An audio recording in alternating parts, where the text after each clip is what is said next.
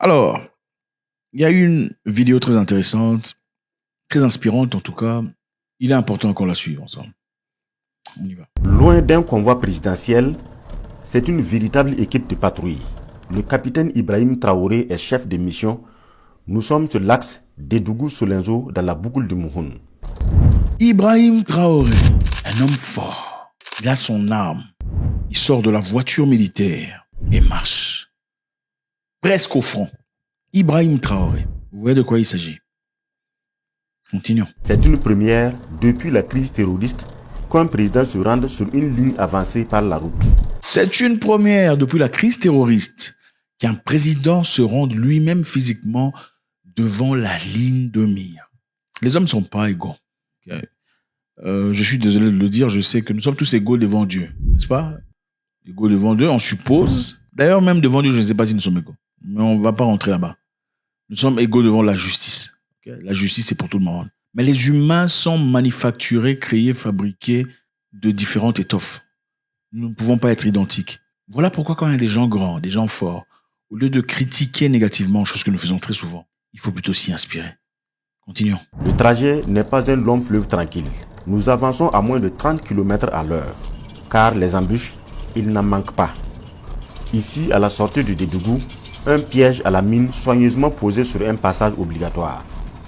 L'équipe de déminage le détecte et le désamorce sans difficulté. Waouh! Un président de la République qui s'emmène au front. Présentement au front. Il est au front avec son fusil. Il n'est pas en train de faire des ordres depuis sa caisse ou sa voiture climatisée. Disant, ah non, vous voyez là-bas, il faut faire ça. Ou, comment vous appelez le chef général de corps des armées. Non, il est sur place, au front. Une personne à la trentaine. L'amour du pays est très différent d'une personne à une autre. Voilà pourquoi c'est pas n'importe qui peut devenir président de la République. Surtout à cette ère, l'Afrique, où l'Afrique est encore en train de renaître. Il y a des gens qui ne sont pas compétents. Il ne suffit pas d'avoir un cerveau qui a fait l'université. Il ne suffit pas d'avoir les capacités, les compétences, tout ça. Les compétences ne doivent pas être des compétences de papier, mais les compétences de cœur, d'abord. C'est-à-dire un amour patriotique fort, ainsi qu'un courage et un bravoure inouï. Un poltron ne peut pas devenir président de la République. Un homme faible d'esprit ne peut pas devenir président de la République. L'idée, un pays vers son ouverture, vers son indépendance, sa liberté. Le danger est écarté et la progression se poursuit. Objectif, Solenzo auprès des Boys. À 30 km de la ville martyre, un deuxième incident. Le radar détecte une base suspecte. L'artillerie est mise à contribution et la base est détruite depuis des kilomètres.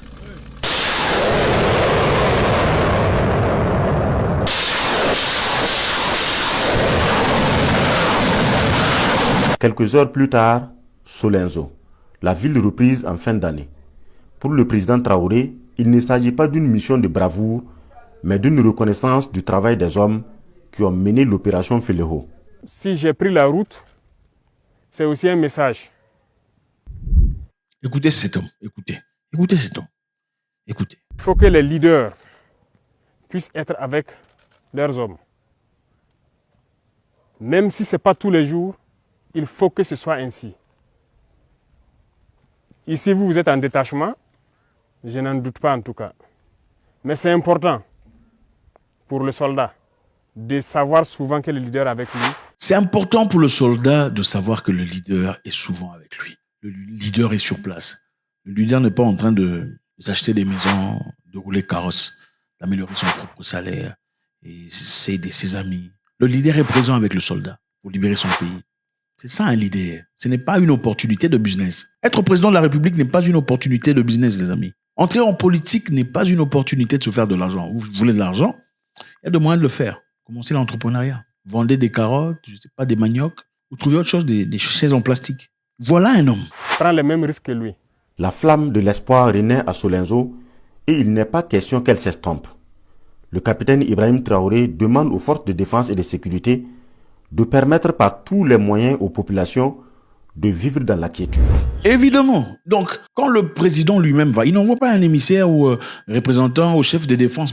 Il va présentement, il se présente physiquement lui-même. Imaginez le sentiment, l'émotion du militaire ou des forces de défense. Parce que je vous rappelle ici qu'au Burkina Faso, il y a des civils qui ont dit que, voilà, trop c'est trop. Nous allons prendre des armes, c'est-à-dire nous allons nous organiser afin de libérer notre pays de l'emprise du terrorisme. Ils ne sont pas essentiellement militaires. Ce sont des hommes, vous et moi, qui ont dit enough is enough. Nous allons faire une formation pour plus que nous chialons, crions de peur, de terreur. Quand la terreur vient finalement, nous serons prêts à défendre nos maisons. Ici, ce qui vous intéresse, c'est la sécurité de cette population qui voit en vous le seul espoir de vie. Et les gars, donnez-leur cet espoir-là. Permettez-leur de vivre. Vous êtes faits pour ça. La fatigue, le sommeil, ça ne nous connaît pas. Donnez-vous à fond. Parce que quand vous marchez, regardez-les bien. L'espoir qu'ils ont quand ils vous voient. C'est ça. Donc faites-les ressentir ça encore plus. Donnez-leur cet espoir. Donnez-leur la vie. Être ici parmi eux, ils se sentent vivants. Si vous partez, c'est la mort. Donc, mettez-vous au travail encore plus. Toutes ces populations dans les Banwa ici, il faut tout mettre en œuvre pour pouvoir les sécuriser. C'est vous qui avez hissé le drapeau ici. Il n'y a aucune raison à ce que ce drapeau-là redescende. On fera la guerre là, on va marcher tête haute sur ce sol-là. Parce que ce sont nos terres. Donc armez-vous de courage. Parce que ce sont nos terres. On fera la guerre et marcher tête haute sur ces terres-là. Parce que ce sont nos terres. Monsieur le Président a moins de 36 ans. Mais Monsieur le Président est un vieil esprit. Vous sentez ce qui sort de lui, ce n'est pas de lui, ça vient d'ailleurs. Ne baissez jamais les bras. Il y aura des difficultés, ça c'est sûr. Déjà actuellement, le climat, c'est votre grosse difficulté. Il fait froid, il y a l'armatan, il y a tout. Tenez bon. L'opération Feleho est bien accomplie et a permis de neutraliser plusieurs dizaines d'ennemis combattants.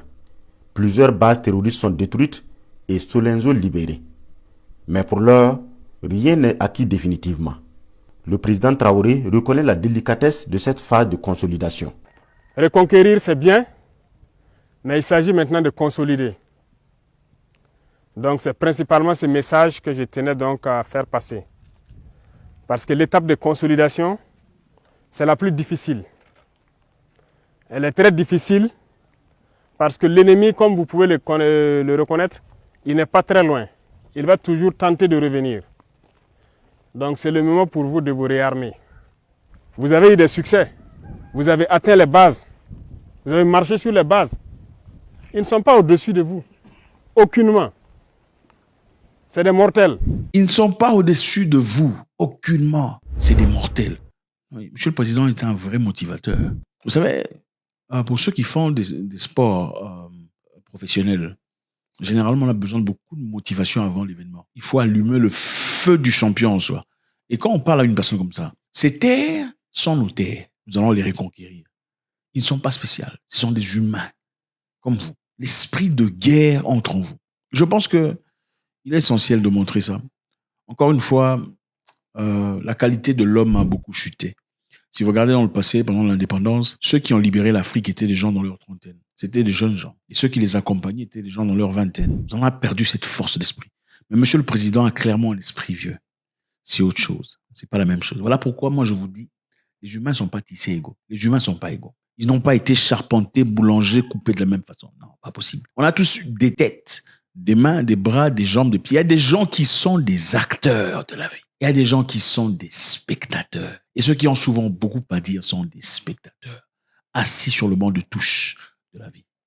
Encore une fois, ce n'est pas n'importe qui prend la direction d'un pays vers son salut. Il y a des gens qui sont choisis pour ça. Ils ne sont pas là pour leurs intérêts personnels. Je vous rappelle encore une fois que Ibrahim Traoré a refusé son salaire de président et a accepté simplement son salaire de capitaine en guise d'honnêteté, de transparence. Il n'est pas là pour pied. Donc vos combats en Afrique ne sont pas les mêmes. Certaines personnes sont plus valeureuses, malheureusement. God bless.